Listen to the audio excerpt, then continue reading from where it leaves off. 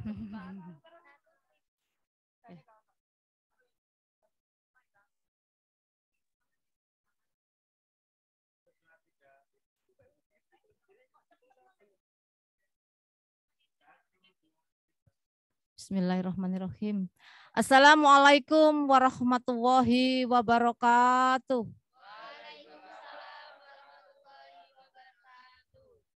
Bismillahirrahmanirrahim. Alhamdulillahirabbil alamin. Wassalatu wassalamu ala asrofil anbiya'i wal mursalin. Sayyidina wa maulana Muhammadin wa ala alihi wa ashabihi ajma'in. Rabbi shrahli sadri wa yassirli amri wahlul 'uqdatam min lisani yafqahu qauli. Yang terhormat Bapak Rektor Universitas Ma'arif Hasyim Latif Sidoarjo, Bapak Dr. Haji Ahmad Fatoni Rodi MPD, beliau juga sebagai Presiden Perkumpulan Ahli dan Dosen Republik Indonesia dan anggota Dewan Pendidikan Kabupaten Sidoarjo. Yang kami hormati para wakil rektor mungkin yang hadir melalui daring, yang kami hormati para dekan, para kaprodi, ketua lembaga pengabdian dan ketua lembaga penelitian dan pengabdian kepada masyarakat, Bapak Khairul Ngibat MSI, yang hadir dalam hal ini secara offline, dan Bapak Ibu dosen yang tergabung dalam program Merdeka Belajar Kampus Merdeka, Bela Negara, dan Aswaja An-Nahdiyah.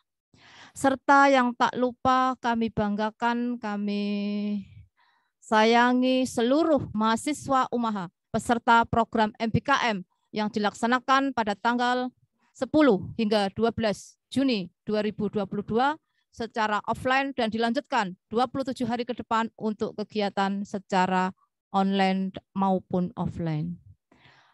Kiranya yang pertama kami ucapkan adalah rasa syukur kita kehadirat Allah Subhanahu wa Ta'ala bahwa di pagi hari ini di tempat bumi perkemahan Wonosalam kita bersahabat dengan alam.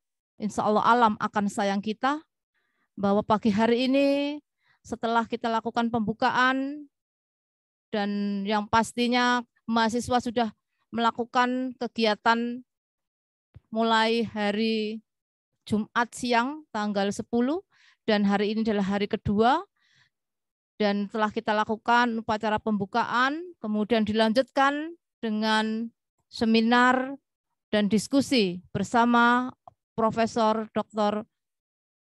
Nur Laila, dan mudah-mudahan nanti ada sharing diskusi bersama beliau, dan tentunya apa yang beliau nanti sampaikan akan membawa kita kepada program-program yang terbaik untuk mendukung program MBKM, dan mudah-mudahan adik-adik bisa bertanya langsung kepada Ibu Prof, dan mudah-mudahan acara ini berjalan dengan lancar.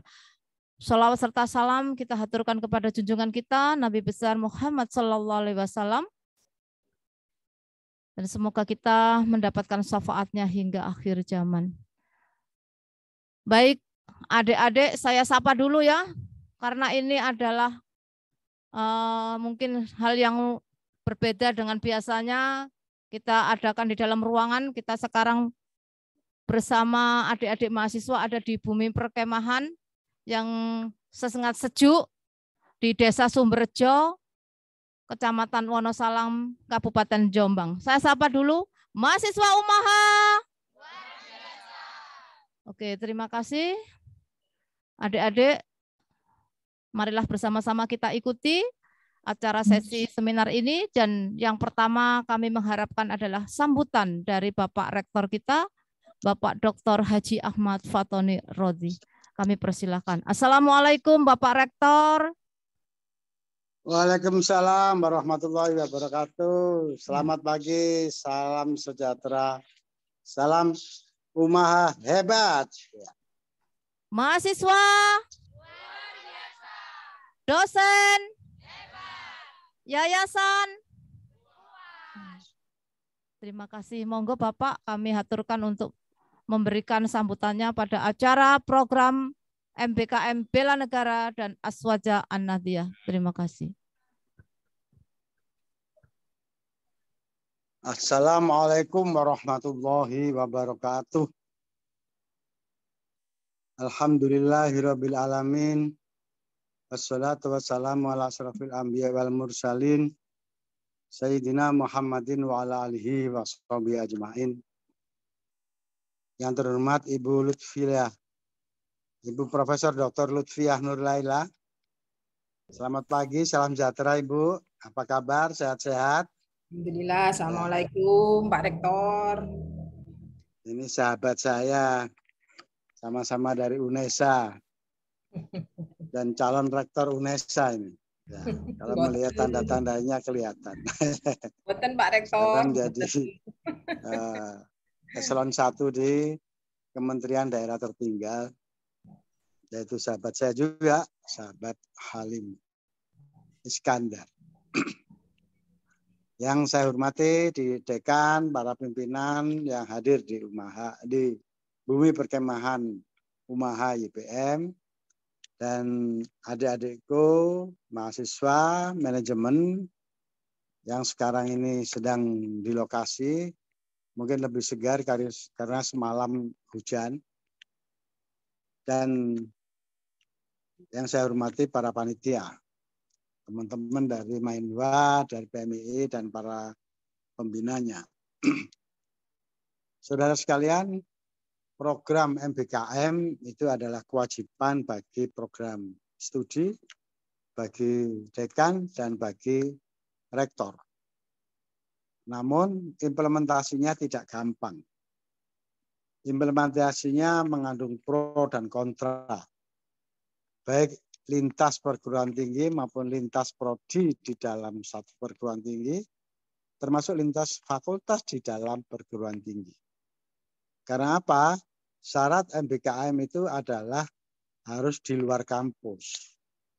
Dan pelaksanaannya, tugasnya harus ada luaran-luaran yang bisa diakreditasi atau diakui atau dikonversi menjadi 2 SKS.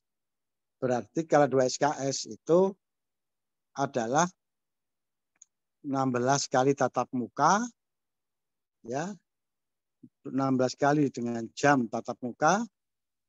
Nah, itulah bagian dari MBKM. Dan sekarang semua rektor, semua kaprodi, semua itu juga lagi kebingungan. Apalagi di negeri dengan puluhan ribu mahasiswanya. Sementara di luar kampus itu hanya sedikit. Ya, wilayah-wilayah dan lembaga-lembaga yang berkenan ditempati untuk MBKM ini. Tetapi sebelum itu saya sangat ingat betul, karena kebetulan saya mengajar di kelas ini, di mana kelas perilaku organisasi juga biar tahu bagaimana konflik, bagaimana penyelesaian konflik, ya. Dan itu sekarang sedang terjadi. Di antara mahasiswa sendiri dengan dosen juga, di antara dosen juga begitu. Tapi yang menjadi pikiran saya ketika saya mengajar pertama, saya tanya bagaimana selama 2 tahun ini dengan pembelajaran online, hanya dengan menggunakan e-learning. Apa jawab mahasiswa?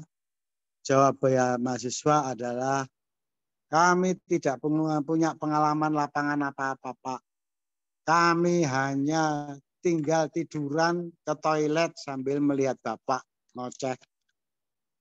Kami bisa sambil rokok-rokokan di tengah hutan sama ke toilet, bisa melihat Bapak. Kami nggak punya pengalaman apa-apa, Pak. Ini yang ngomong adalah mahasiswa yang badannya besar. Saya lupa namanya apakah Gofur atau Kadir gitu. Itu dari situlah saya membuat keputusan bahwa MBKM di Umaha harus segera dilaksanakan. Dan itu menjadi keributan di kampus karena apa? Pro dan kontra di antara dosen. Ini kan kegiatan mahasiswa meninggalkan UAS, meninggalkan ini dan itu. Karena ini dosen yang sudah tidak mengikuti zaman. Ya. Dosen yang tidak tahu bahwa kita ini dapat tuntutan dari pemerintah dalam implementasi MBKM. Bahwa kita ini punya kemerdekaan mengatur diri sendiri. Nah, dari situlah kemudian kami ingat, karena kita ini merdeka, maka saya buat keputusan bahwa MBKM ini antara lain adalah adanya percepatan masa kuliah. Sehingga kalau kuliah di UMAHA, itu semester 7 sudah lulus. Kalau dia malas, baru semester 8.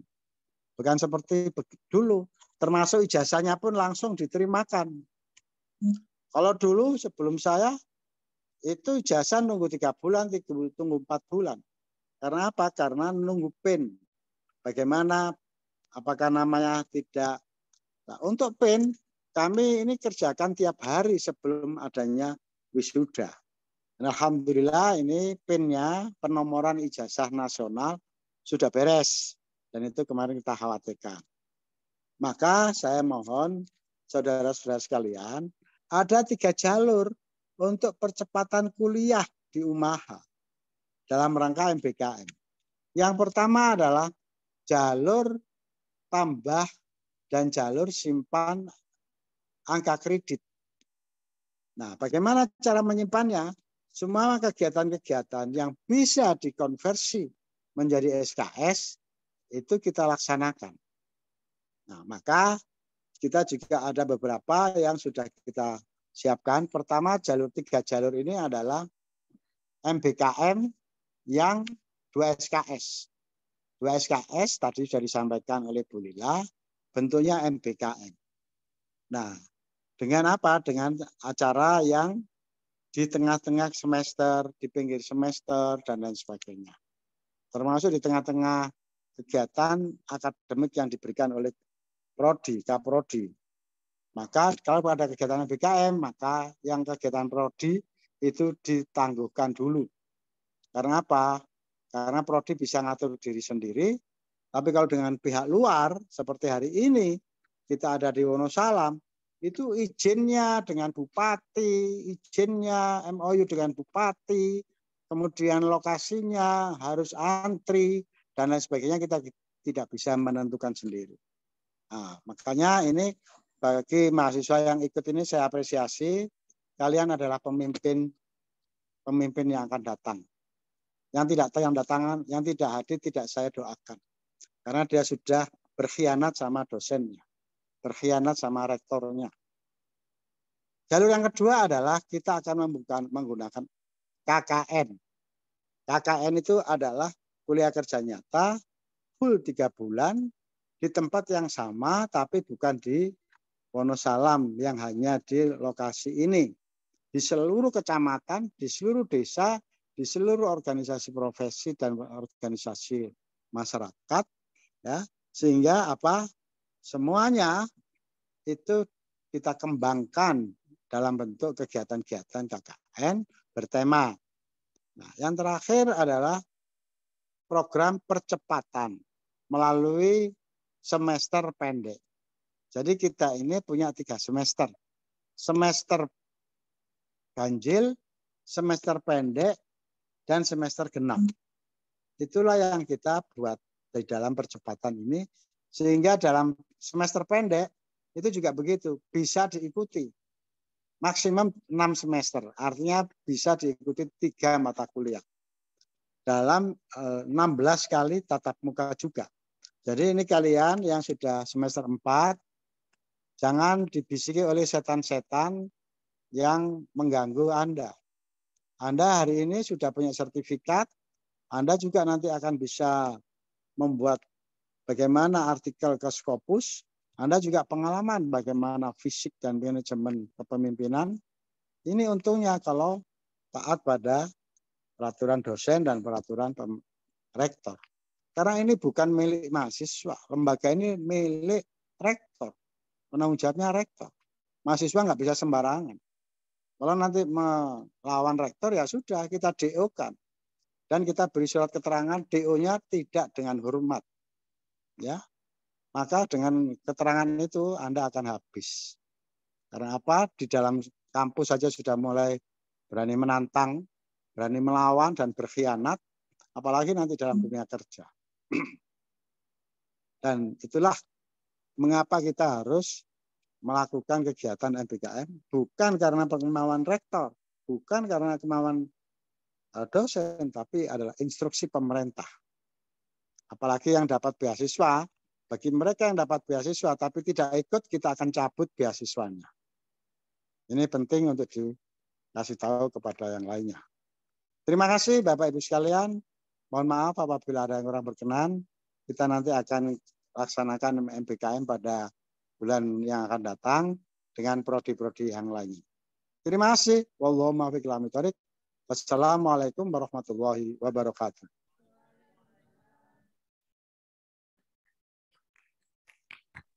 Saya kembalikan ke Bu Lila. Terima kasih Bapak Rektor yang telah memberikan sambutan, motivasi, dan arahan untuk kita semua.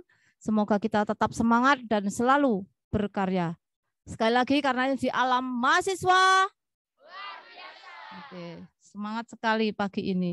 Baik, kepada adik-adik mahasiswa yang sangat saya hormati, saya banggakan, Menwa, PMII, para Bapak Ibu dosen yang menyempatkan hadir di Bumi Perkemahan Wonosalam. Kita juga akan belajar bersama-sama, sharing bersama-sama dengan Ibu Profesor Dr. Lutfiah Nurlaila MPD, Kepala BPSDM dan PMDDT, Kementerian Desa PDTT. Assalamualaikum Ibu Profesor Lutfiah Nurlaila, selamat pagi. Salam sejahtera untuk kita semua. Waalaikumsalam warahmatullahi wabarakatuh. Selamat pagi semuanya. Terima kasih Ibu. Izinkan kami ini bersama dengan mahasiswa, dengan pose yang lesehan Ibu, siap mendengarkan materi ataupun arahan ataupun mungkin program-program yang bisa ditawarkan kepada adik-adik dan Bapak Ibu dosen. Kami persilahkan Ibu, nanti kita juga ada sesi diskusi yang langsung secara offline bersama mahasiswa dan mungkin ada Bapak Ibu dosen yang sharing secara langsung. Terima kasih, waktunya mungkin 15 menit. Cukup Ibu? Ya, boleh. Oh. Atau nanti kalau memang masih kurang tidak apa-apa, tapi intinya kita akan buka sesi tanya jawab sebanyak-banyaknya. Terima kasih waktu kami berikan kepada Ibu Profesor Dr. Lutfiah Nurlaila MPD. Baik, Assalamualaikum warahmatullahi wabarakatuh. Selamat pagi untuk kita semua. Alhamdulillah bertemu lagi ini Bu Lila untuk yang kedua kalinya. Yang saya hormati senior saya Pak Rektor. Ini senior saya ini, saya tidak boleh main-main sama beliau, apalagi kalau sudah mau diancam-ancam ini. Yang saya hormati Bapak Wakil Rektor yang barangkali hadir di Zoom atau secara offline, Bapak Dekan, juga ada Kepala Lembaga Penelitian dan Pengabdian pada Masyarakat, insya Allah para Kaprodi, dan juga adik-adik semuanya, peserta kegiatan MBKM, dan saya melihat di sini ada Mas Ahsan Mu'afa. Nah, selamat pagi Mas, apa kabar Mas? Wah, ternyata fotonya aja nih Pak Ahsan nih. Di mana ini Pak Ahsan ini? Selamat pagi Prof. Ngapunten ini tadi repot apa ini mikrofonnya ini lo mati nih. Sehat ya Mas? Sehat Prof. Alhamdulillah. Ya, sukses selalu. Baik, Bu Lila, saya langsung share ini ya. Izin untuk langsung share screen tentang sinergi untuk implementasi MBKM.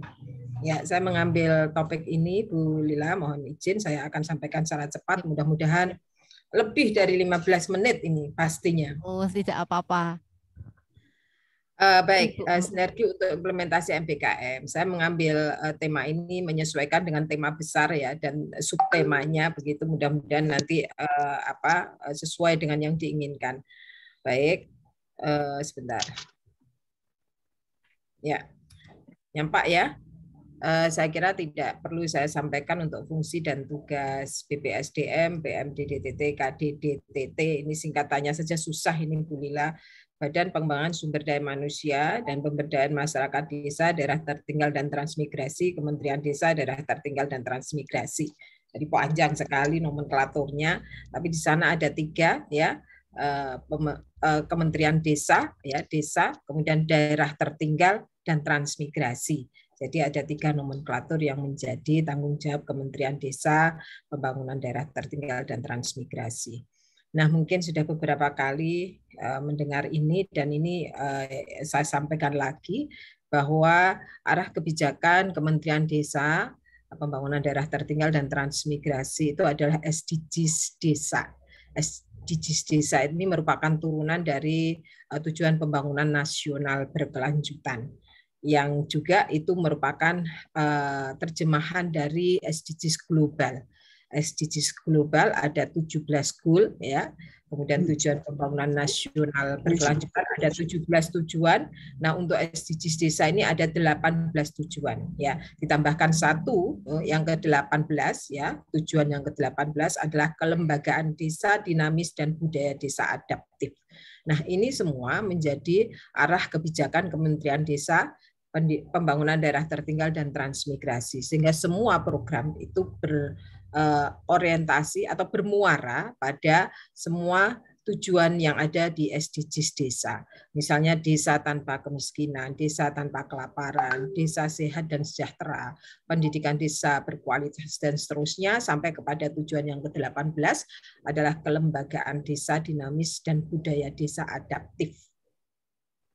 Nah, mengapa desa atau mengapa SDGs Desa? Mungkin sedikit saya sampaikan bahwa SDGs Desa itu berkontribusi sebesar 74% terhadap pencapaian Tujuan Pembangunan Nasional Berkelanjutan.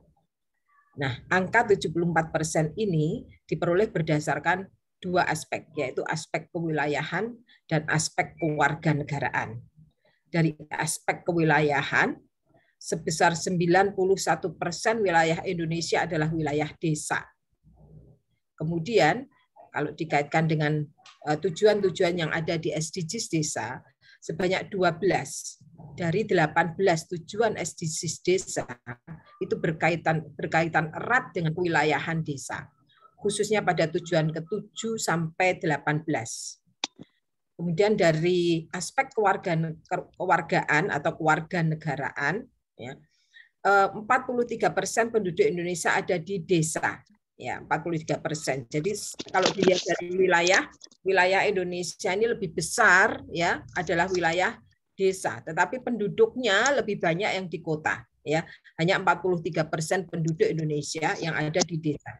Dan 6 tujuan SDGs Desa berkaitan erat dengan warga desa. Nah, dari kondisi tersebut, kita bisa melihat bahwa aksi SDGs Desa memiliki kontribusi yang cukup signifikan. Kemudian saya juga ingin menyampaikan salah satu tanggung jawab BPSDM adalah balai besar atau balai besar dan balai yang ada di beberapa provinsi di Indonesia, ya. Yang ini menjadi tanggung jawab BPSDM juga, ya. Ada di Pekanbaru, Bengkulu, Jakarta, Banjarmasin, Jogja, Denpasar, Makassar, Ambon, dan Jayapura. 2 balai besar ada di Yogyakarta dan di Jakarta. Nah, kenapa ini perlu saya sampaikan? Karena kerjasama MBKM yang selama ini sudah kami laksanakan, mungkin sejak 2020 ya, yang sudah dilaksanakan oleh teman-teman balai, ya. Teman-teman balai yang bekerja sama dengan perguruan tinggi dan juga pemerintah daerah, ya, itu lebih banyak melalui balai. Nah, balai ada di 9 provinsi, ya, salah satunya adalah Balai Besar Pelatihan dan Pemberdayaan Masyarakat Desa, Daerah Tertinggal dan Transmigrasi Yogyakarta, atau kita sebut Balai Besar Yogyakarta, ya. Itu mempunyai wilayah kerja DI Yogyakarta, Jawa Tengah, dan Jawa Timur. Nah, jadi setiap balai itu memiliki wilayah kerja. Nah, khusus untuk yang untuk Jawa Timur itu wilayah kerjanya Balai Besar Yogyakarta, yang kekhususannya adalah ekonomi kreatif dan pengembangan produk. Nah, beberapa waktu yang lalu kami juga ke Lamongan ya, ke Nganjuk, ke Lamongan juga dalam rangka MBKM ini yang merupakan kerjasama antara UNESA dengan Balai Besar Yogyakarta yang mengirimkan teman-teman mahasiswa untuk melaksanakan KKN tematik di desa yang memiliki kemiskinan ekstrim ya. Jadi namanya Desa Pamotan ya, kalau tidak salah ingat di Lamongan itu. Desa Pamotan di Kecamatan Sambeng, ya, Kabupaten Lamongan. Desa Pamotan merupakan salah yang memiliki jumlah warga dengan kemiskinan ekstrim, yang itu menjadi satu tujuan nasional ya Pak Presiden Jokowi untuk mengentaskan kemiskinan ekstrim dengan 0% pada 2024. Nah, ini merupakan satu kegiatan sinergi antara UNESA, kemudian dengan Balai Besar Yogyakarta, dan juga dengan tentu saja pemerintah daerah Kabupaten Lamongan. Ini adalah wilayah kerja balai-balai yang lain. Dan saya akan sedikit menyampaikan tentang MBKM ini yang khususnya adalah terkait dengan KKN tematik yang tadi Pak Rektor beberapa kali menyebut, di mana mahasiswa setelah ini akan melaksanakan KKN tematik. Saya tidak akan menyampaikan ini lebih luas ya terkait dengan bela negara, membangun desa, yang jelas bahwa ketika kita melakukan berbagai aktivitas, kegiatan, berbagai upaya atau ikhtiar untuk melakukan kegiatan-kegiatan membangun desa, maka itu adalah bagian dari bela negara.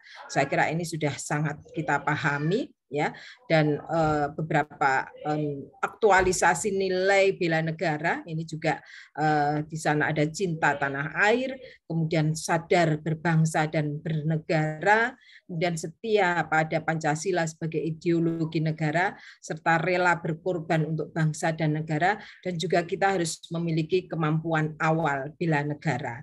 Saya kira ini tidak perlu saya elaborasi lebih dalam terkait dengan kemampuan awal bela negara ini adalah bahwa kita memiliki kondisi kesiapan dan kesanggupan ya warga negara yang mengandung semangat membela negara sesuai dengan keterampilan keahlian profesinya, juga memiliki kesehatan jasmani dan rohani, ulet, tahan uji, pantang menyerah, dan lain-lain. Nah, saya kira ini adalah hal-hal yang juga diinginkan oleh Bapak Rektor dan seluruh keluarga besar UMAHA, dan kita berharap semua bahwa mahasiswa-mahasiswa kita memiliki kemampuan awal bela negara baik psikis maupun fisik yang prima.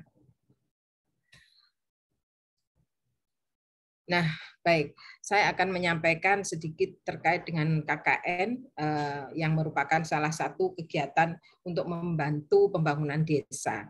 Saya tidak perlu sampaikan apa itu KKN tematik, tapi mungkin ini merupakan salah satu ide saja bahwa bentuk kegiatannya adalah mahasiswa di bawah bimbingan dosen bekerja di suatu wilayah desa dalam kurun waktu tertentu untuk membantu meningkatkan kualitas hidup masyarakat desa pada satu atau beberapa bidang sesuai kebutuhan.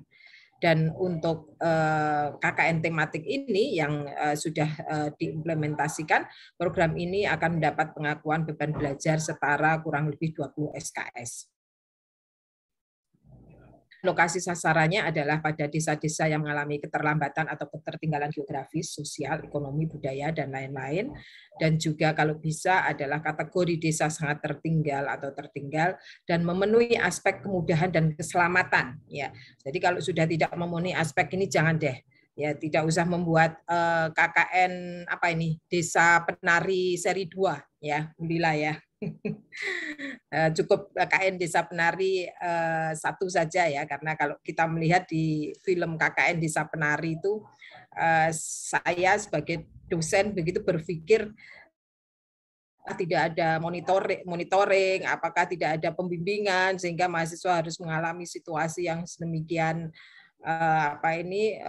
sulit ya, yang sangat-sangat mengancam keselamatan mereka begitu, sehingga sampai memakan korban. Itu hanya sebuah film ya, tetapi saya kira itu menjadi kaca atau bahan refleksi juga untuk kita. Tentu saja ada hal-hal yang muskil begitu ya di dalam film itu, karena di dalam kegiatan KKN mestinya ada pembimbingan, mestinya ada monitoring dan evaluasi, sehingga kita memastikan terpenuhinya aspek kemudahan dan keselamatan bagi mahasiswa-mahasiswa kita, meskipun tidak kemudian kita memberikan kemudahan ya sehingga mereka menjadi manja ya, menjadi tidak memiliki rasa atau tidak memiliki sikap-sikap untuk bertahan dan berjuang dan seterusnya. Tetap itu kita prioritaskan ya, tetapi dari sisi keselamatan kita harus sangat pertimbangkan. Nah, pihak-pihak yang terkait, Kementerian Desa, saya kira ini sudah bisa menggambarkan. Di sini ada Kementerian Desa melalui BPSDM, kemudian perguruan tinggi, Pemda, provinsi, kabupaten atau kota, kemudian pemerintah kecamatan, desa, kemudian ada balai besar atau balai pengembangan pelatihan masyarakat yang ini ada di bawah BPSDM. Seperti yang saya sampaikan tadi, untuk Jawa Timur itu adalah wilayahnya Balai Besar Yogyakarta, kemudian penggerak swadaya masyarakat ini ada di balai-balai, kemudian tenaga pendamping profesional ya ada sekitar 35.000 ya pendamping profesional di Kementerian Desa yang mereka berada di desa-desa, di kecamatan, di kabupaten kota, dan juga di provinsi serta di tingkat nasional. Kemudian ada kader pemberdayaan masyarakat desa yang ini juga ada di desa-desa dan tentu saja adalah tokoh masyarakat. Ini adalah pihak-pihak yang terkait di dalam pelaksanaan KKN. Saya kira ini sudah. Nah, ini adalah contoh implementasi MBKM ya yang sudah dilaksanakan di balai-balai. Di Jakarta ini belum terlaksana justru ya, tetapi sudah memprogramkan ada praktisi mengajar. Kemudian di Pekanbaru, ya Balai Pekanbaru ini sudah terlaksana program mahasiswa magang bersertifikat, ya. Jadi ada mahasiswa yang ditugaskan di balai-balai ya selama beberapa kurun waktu dan kemudian mereka dapat memperoleh sertifikat.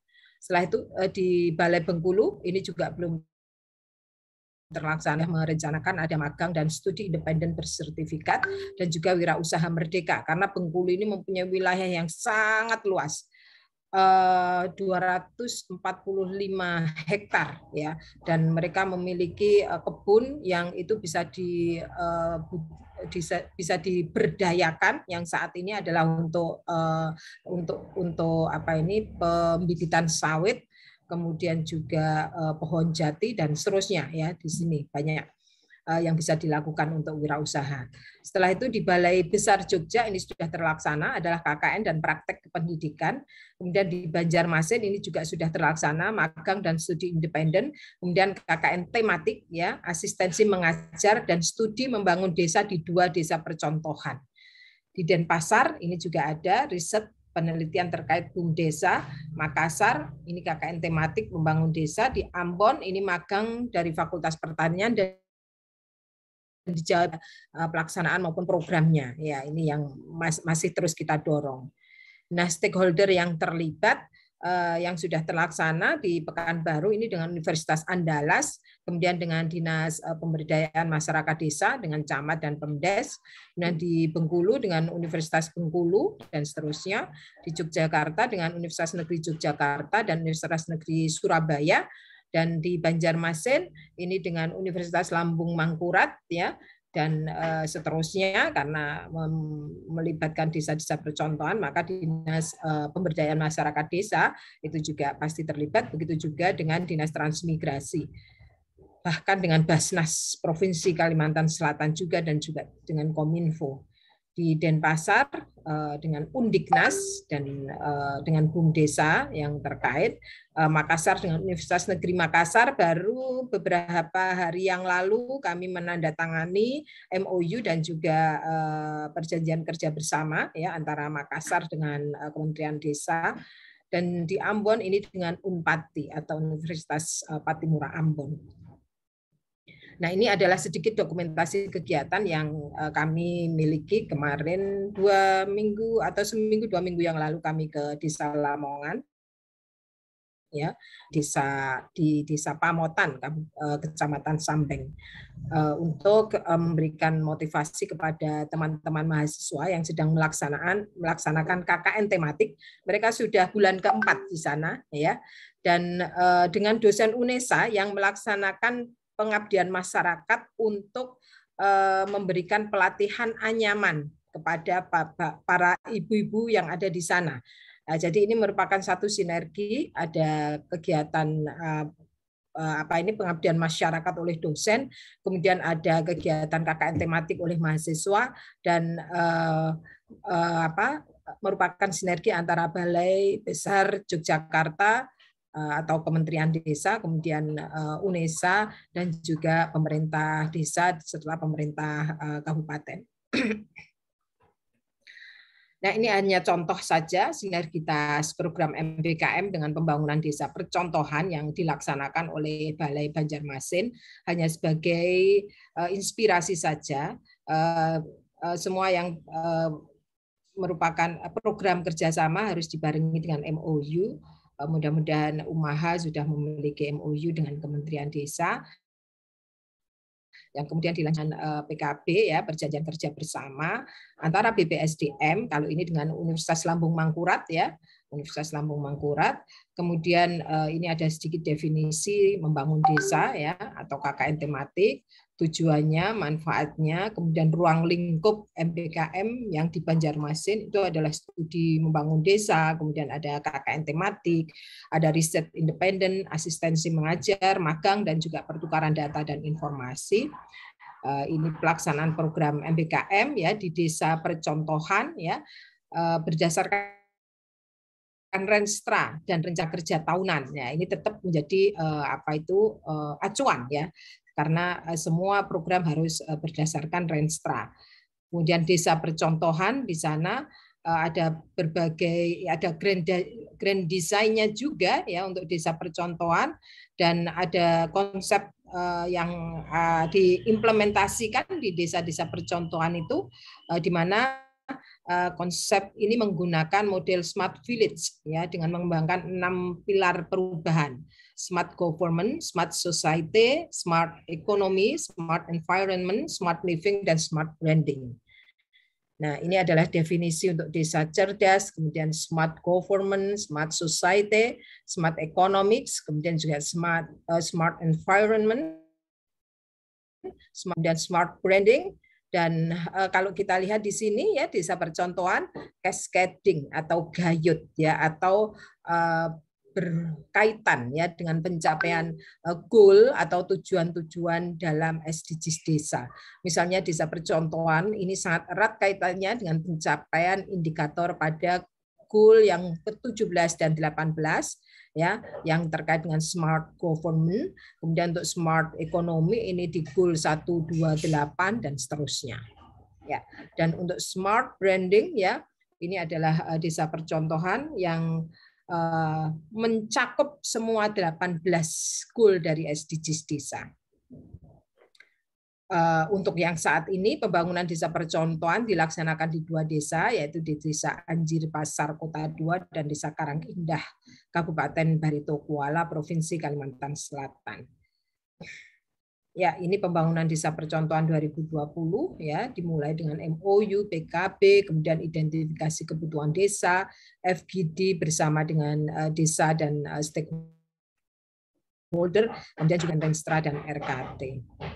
Dan seterusnya sampai kemudian peserta KKN di tahun 2021 ini untuk dari UNLAM, ULM, ya, Universitas Lambung Mangkurat, ada 12 orang mahasiswa dari Fakultas Hukum, kemudian 11 orang dari Fakultas Teknik, dan 60 orang dari FKIP yang sekarang sedang ber-KKN dalam payung KKN tematik.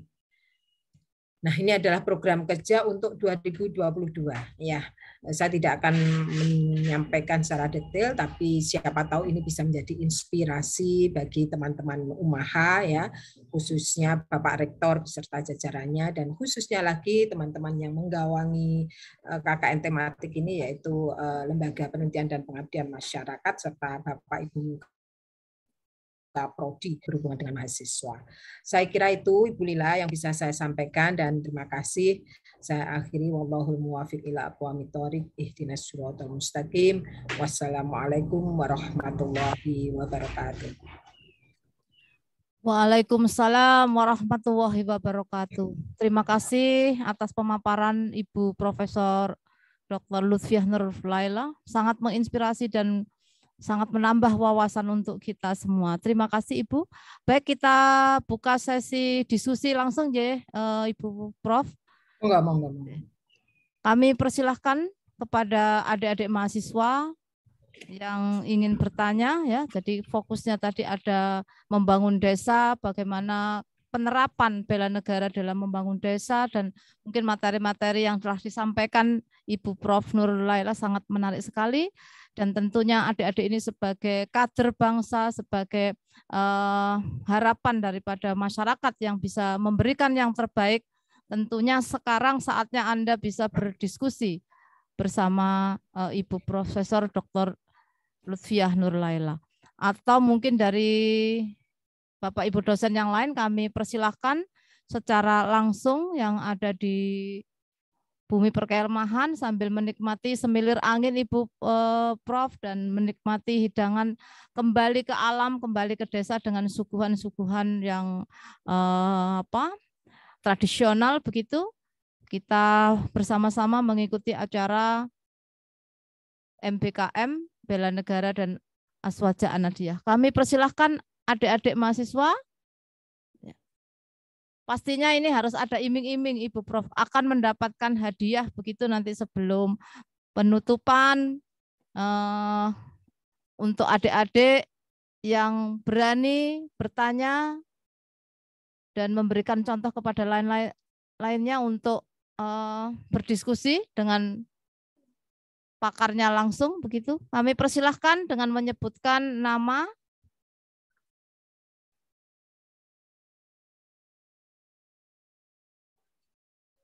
Ya, boleh tuh. Dipersilahkan. Assalamualaikum warahmatullahi wabarakatuh.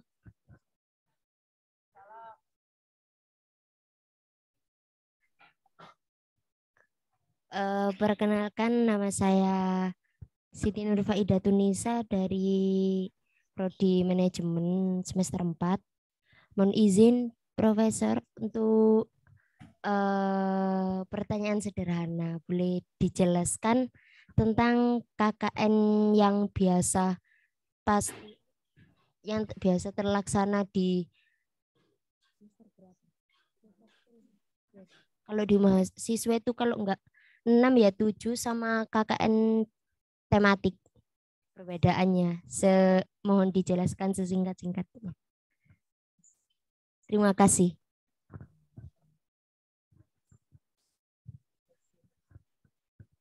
Kurang jelas tadi Bu Lila. Ya. Ada yang terputus tadi. Mungkin baik, silakan diulangi Mbak. Suaranya keluarkan yang keras, ini di alam yang terbuka. Kalau bisa teriak nggak apa-apa. Mohon diulangi. Izin bertanya Bu, untuk boleh dijelaskan tentang perbedaan KKN reguler atau KKN biasa yang kita jumpai dari mahasiswa semester 6 atau 7 dan KKN tematik seperti itu. Mohon dijelaskan. Tematik MBKM ya.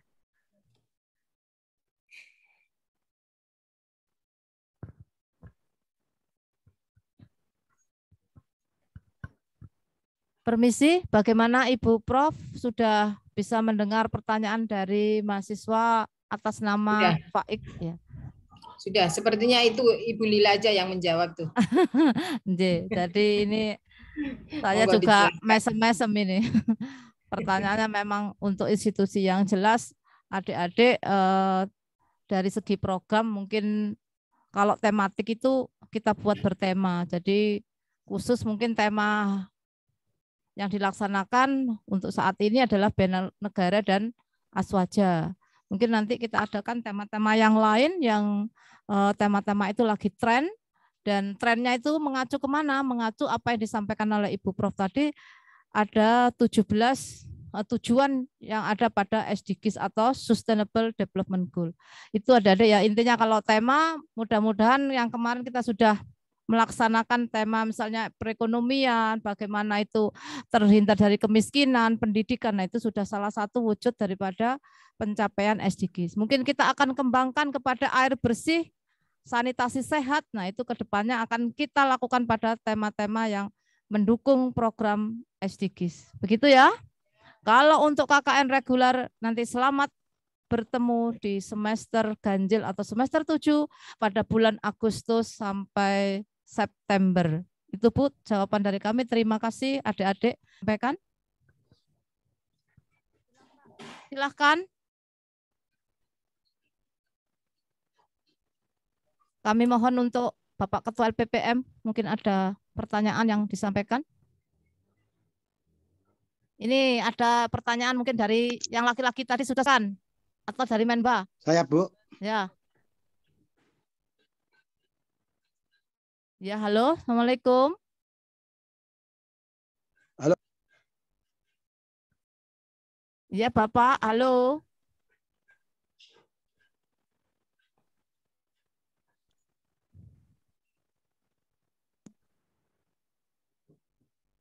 Assalamualaikum. Ya, saya mau merespon, Bu. Boleh? Ya, kami persilahkan Bapak Rektor. Ya, Nggak boleh, Prof. Pak Rektor. Nggak boleh, nggak boleh. Jadi ini kan kita membantu nomenklatur yang ada tadi, pemberdayaan daerah tertinggal dan macam-macam gitu ya. Tapi kadang-kadang selaku Ketua Umum ADRI, mohon ada semacam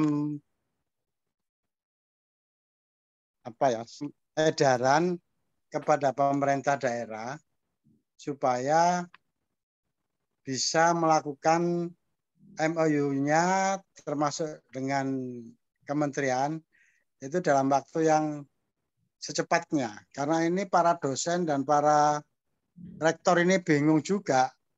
Karena setiap kabupaten itu mesti dari mana menteri yang merekomendasi begitu ya. Tapi untung kalau di Jombang ini kami KKN sudah MOU, sudah jalan karena kebetulan Jombang itu adalah tanah air kedua kita, Umaha.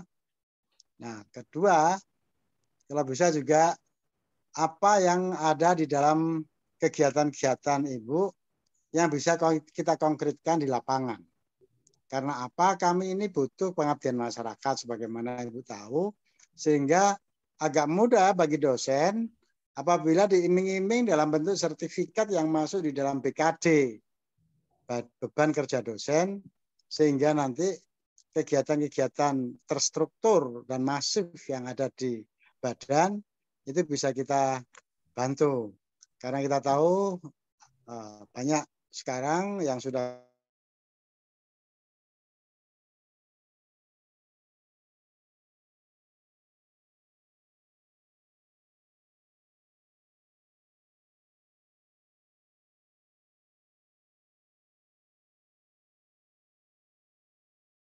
bisa tahu mappingnya, ya helikopter view-nya. Nah, kalau di Jawa Timur atau di lingkungan Umaha itu badan yang bisa atau diklat atau apa namanya yang di bawah naungan Kementerian Daerah Tertinggal ini di mana saja, sehingga kami mohon nanti yang ada mata anggarannya tentunya, sehingga nanti kita kegiatan kolaborasi ini bisa lebih agresif dalam hal percepatan. Dan mahasiswa juga makin paham, makin tertarik apabila kegiatan itu ada dukungan-dukungan, support infrastruktur maupun non infrastruktur, akses dan di Wonosalam ini juga sudah ada, yaitu Pak Su Ben Bandi itu punya gedung yang dari tempat Kementerian Tenaga Kerja, yaitu bisa digunakan untuk diklat-diklat kita. Itu saja infonya, mohon daerah Jawa Timur yang dan sekitarnya yang bisa kita jadikan multi kampus MBKM. Dan saya ingatkan bahwa ada 2 program yang memang besar. Yang reguler adalah KKN, yang non reguler itu sebetulnya bukan KKN, nama adalah MBKM ya. Nomenklaturnya MBKM. Makanya di UMAHA juga ada 2 nomenklatur, yaitu MBKM yang 2 SKS dan KKN reguler yang 4 SKS. Terima kasih, Prof. Assalamualaikum. Waalaikumsalam warahmatullahi wabarakatuh. Langsung direspon ya Bu Lila ya, Pak Rektor. Kalau nggak langsung direspon nanti marah nanti. Jadi untuk program yang itu disinergikan dengan Kementerian Desa, PDTT, Pak Rektor, itu harus berpayung MOU. Nah, UMAHA apakah sudah ada MOU dengan Kementerian Desa? Gitu. Sudah apa belum, Pak Rektor? Suaranya Pak Rektor tidak keluar nih. Lagi proses nih. Oh, ya, jadi kami nanti ada 2 yang kita ajukan, yaitu ADRI dengan multi kampusnya dan dengan UMAHA. Seperti dengan kementerian lainnya. Iya. Jadi ada MOU dengan Kementerian Desa. Yang akan tanda tangan MOU nanti adalah Rektor dengan Pak Sekjen atau Pak Menteri. Jadi kalau yang di UNM kemarin, Universitas Negeri Makassar kemarin Pak Menteri langsung yang tanda tangan, tapi untuk MOU yang lain bisa Pak Menteri, bisa Sekjen dengan Pak Rektor.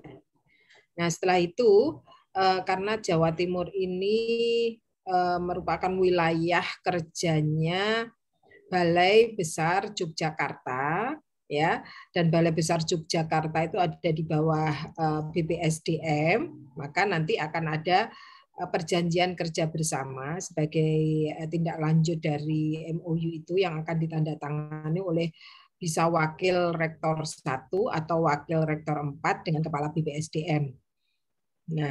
Nah itu nanti yang akan menjadi dasar untuk program-program selanjutnya. Seperti yang saya contohkan tadi, berbagai kegiatan di dalam program MBKM ya itu sudah dilaksanakan oleh balai-balai dan itu bisa inspirasi. Yang jelas kalau terkait dengan ketersediaan anggaran itu sepertinya memang untuk saat-saat ini tidak mudah Pak Rektor. Jadi kita semua mengalami AA ya, automatic adjustment itu sampai 2 kali dan bisa dikatakan kita habis-habisan begitu ya. Yang kemarin karena pandemi ada berkali-kali refocusing gitu.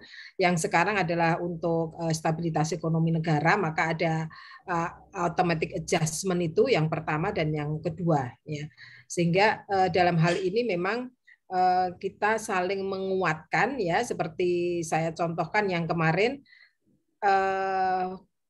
karena Presiden Jokowi ya di bawah koordinasi langsung Bapak Wakil Presiden untuk pengentasan kemiskinan ekstrim, sehingga diharapkan pada 2024 kemiskinan ekstrim di Indonesia ini 0%, maka temanya untuk KKN ini adalah mereka berada di desa yang memiliki persentase warga dengan kemiskinan ekstrim tinggi. Nah, di sana ada mahasiswa ya, kemudian ada dosen yang sedang melaksanakan kegiatan-kegiatan untuk peningkatan ekonomi masyarakat dengan memberikan pelatihan menganyam, karena mereka sebetulnya sudah punya dasar untuk menganyam tikar yang bahannya tersedia melimpah ya di alam sekitar, yaitu pohon tanaman pandan yang besar-besar itu, yang itu digunakan untuk tikar pandan. Nah, kemudian diberikan pelatihan untuk diversifikasi produk anyaman dan juga mungkin untuk pelatihan bagaimana pemasarannya, promosi dan pemasarannya. Itu dilaksanakan oleh dosen-dosen yang memang dosen-dosen ini membutuhkan lokus untuk melaksanakan kegiatan pengabdian masyarakatnya. Jadi satu tim dosen, sekelompok tim dosen yang itu adalah tim pengabdian kepada masyarakat. Kemudian ada KKN mahasiswa tematik yang juga berada di situ, dan program yang dilakukan adalah program yang itu juga menjadi tanggung jawab badan atau Kementerian Desa, yaitu untuk pengentasan kemiskinan ekstrim dan juga untuk peningkatan perekonomian masyarakat desa. Nah, semacam itu. Jadi sinergi itu dibangun sedemikian rupa dengan saling membutuhkan, tetapi tidak selalu berkonotasi dengan anggaran. Jadi anggaran bayar dewe-dewe gitu Pak Rektor. Jadi BDD. Kita juga ke situ tanpa harus difasilitasi oleh universitas ya. Kita menggunakan biaya kita sendiri semuanya begitu ya. Kemudian universitas juga melaksanakan kegiatan di situ dengan biaya anggaran universitas sendiri. Tim pengabdian masyarakat juga dengan dana pengabdian masyarakat mereka sendiri, tapi kita ketemu di situ dalam satu lokus, sehingga karena satu lokus ini digarap keroyokan begitu ya. Dengan demikian yang kita harapkan adalah ada percepatan peningkatan kapasitas baik untuk masyarakat desa maupun pemerintahan desa itu sendiri. Saya kira itu Pak Rektor, satu inspirasi yang mungkin bisa diadopsi begitu oleh teman-teman Umaha. Terima kasih. Terima kasih. Kita akan segera ke Jakarta minggu depan. Tim Warek 4, Warek 1, Warek 2 menemui Prof. Oke. Terima kasih, Pak Rektor. Ya.